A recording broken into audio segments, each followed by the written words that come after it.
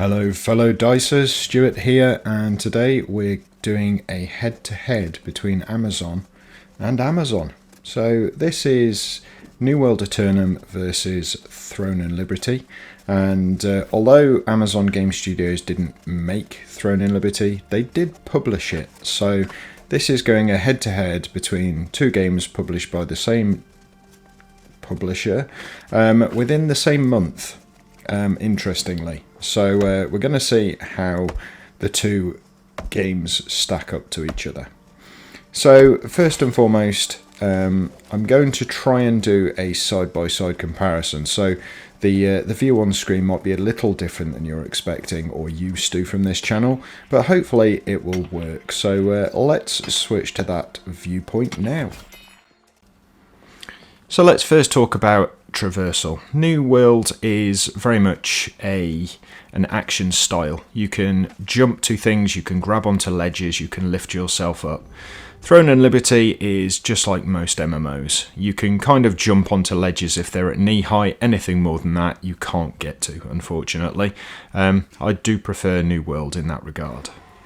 As far as combat's concerned, Throne and Liberty is very much a tactical approach. You lock onto a target using the attack button, so you have to be looking directly at them, and it will auto attack until you use one of your skills, and then it will go back to standard skills afterwards. New World Aeternum is an action style, so you attack when you want to, you use your abilities when you want to, and I again much prefer that approach. Let's get on to inventory. So the inventory in New World Aeternum is really nice. Basically it just includes everything that you need to equip or can use. Throne and Liberty is much more complicated. Nothing's laid out in groups, it's all just bunched into one area, which is not very intuitive. Attributes, very similar across both. To be honest, it's quite nice to see. So you add your attributes in. As you add your points in, it will tell you how it's going to affect your damage, your armor, your health, and various other specifics. In New World, it will actually increase depending on equipped items as well, which is nice to see. Well, now, I do hope you straightened everything out with Sir Pain in me arse. I tried to tell that sod, if you want to defeat these. There we go. Now that's a little bit of the New World voice acting. Does that painting attract people with the power of the star? Adventurer. And that's a little bit of the Throne and Liberty voice acting. So there we have it. Like I said during the talks, there's quite a lot of difference between the two games. I find New World Aeternum's voice acting much better than Throne and Liberty. In fact, most things I do find have been executed better. The only thing I would say is if you're looking at a purely texture and graphical basis, Throne and Liberty probably does just edge out. But just from a gameplay perspective, I honestly think that New World Aeternum does a much better job. And I said this during my open beta video, the only video I've done previously because it was the only one I was allowed to do. I honestly think this is probably the most fun I've had in an MMO for a long time. Now, there were a couple of things that I didn't cover in this video, and it was for a specific reason. So I didn't cover crafting. And that's because I find crafting in Throne and Liberty to be the oddest thing ever, and I think it probably deserves a separate video. Crafting in New World Aeternum is quite involved, specifically going and finding all of the materials, and then going to a crafting station to craft the items. It's a commerce all of its own, I suppose. In Throne and Liberty, it's quite literally go to a specific vendor and click a button. And I know that sounds like it is in every game, but it feels like there's more to it in most other MMOs, including New World. But in Throne and Liberty, it very much does seem to be, you've got a book in your inventory, you go to the guy, he tells you, yeah, try it, you give it a go and it works. And that's literally what it feels like. Maybe it's my perception, but that's how it is. The other thing I didn't cover was gathering and jobs. So in a lot of MMOs you will have a job.